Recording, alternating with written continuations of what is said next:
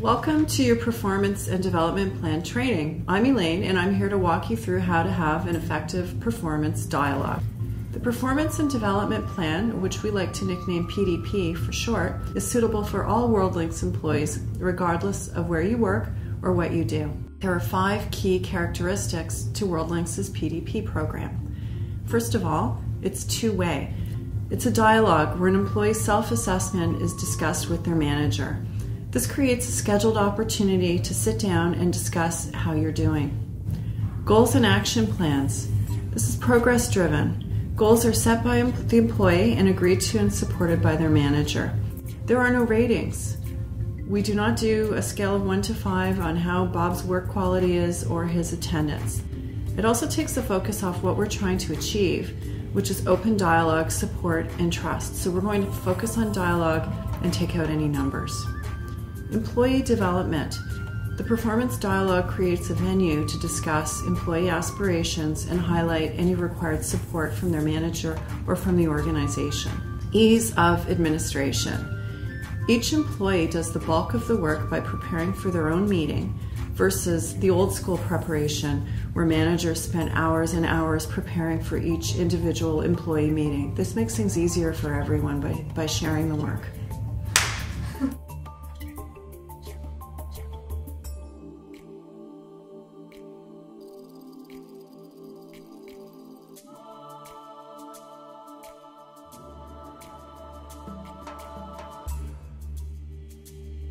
At this point, I'd like to introduce you to the Performance and Development Plan form.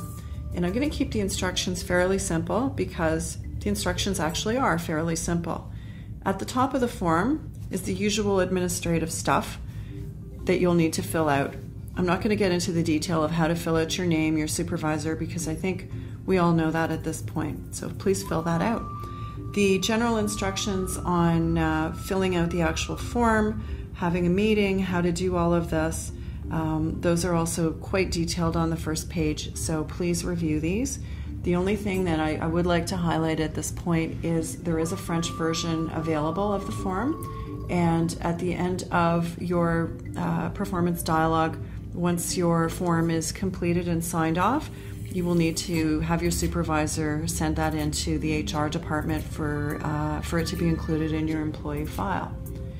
Last but not least, just a friendly reminder that no surprises. It's not the time for the supervisor to introduce any performance concerns that have not yet been raised. Comment on progress of any previously discussed issues is appropriate, but this is not the time to bring out anything new, as this breaks trust and eliminates the purpose of creating a venue for open, constructive dialogue.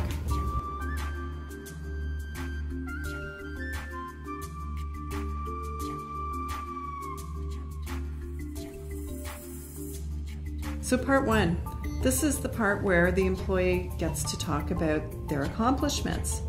The key results accomplished section is your chance to brag, to describe, to fill your supervisor in perhaps on some of the things that you've done that they weren't even aware of or things that they are aware of.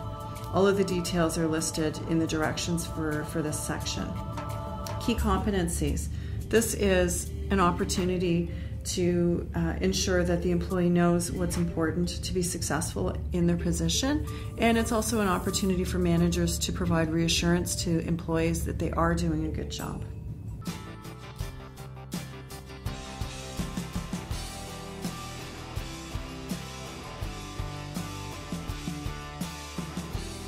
The second part of the dialogue is the organizational support piece. This is the opportunity to talk about your career aspirations, your goals within WorldLinks, and what we can do to support you in improving and moving forward and supporting those goals. You have an opportunity to describe areas that you'd like to make improvements, and there's also an excellent opportunity to make suggestions as to how the company, your supervisor, or even your coworkers can better support you in achieving those goals.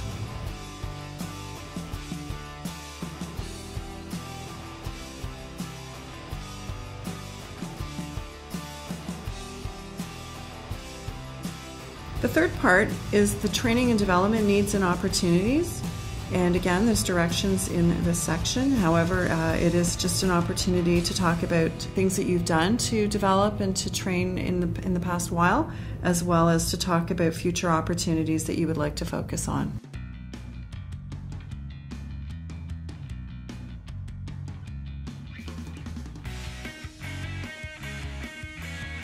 Part 4 is the Goals and Objectives Action Plan, and this is going to be completed by the employee and the supervisor when they sit down to have the performance dialogue. Basically, what you're going to want to do is to list a few goals and the steps to achieve them, and these will all relate back to achieving the key results of the employee's position and supporting the achievement of the key competencies that are in Part 1, as well as supporting any training and development opportunities in Part 3. The goals should probably be under 5 in terms of number. We don't want to make a huge list. We want to focus on great big, smart goals, which are specific, measurable, achievable, realistic, and time-framed.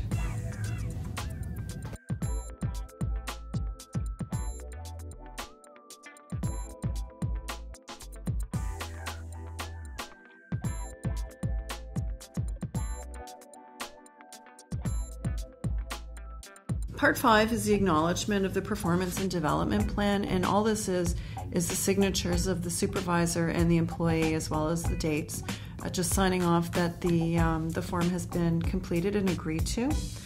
And at this point, the supervisor will provide a copy to the employee, and they are also responsible, the supervisor, for submitting a copy to Human Resources. The email for HR is listed on the bottom of the form. It's important that both the supervisor and the employee keep a copy for themselves for easy reference, because a year from now, we really don't want every employee in the company emailing HR asking for a copy of their performance review.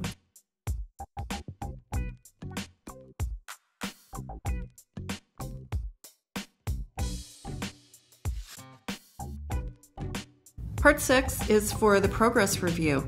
This can be used either at checkpoints throughout the year to see how the employee is doing in terms of key results or key competencies, and it's also to be used at the end of the year as we lead into a brand new review cycle.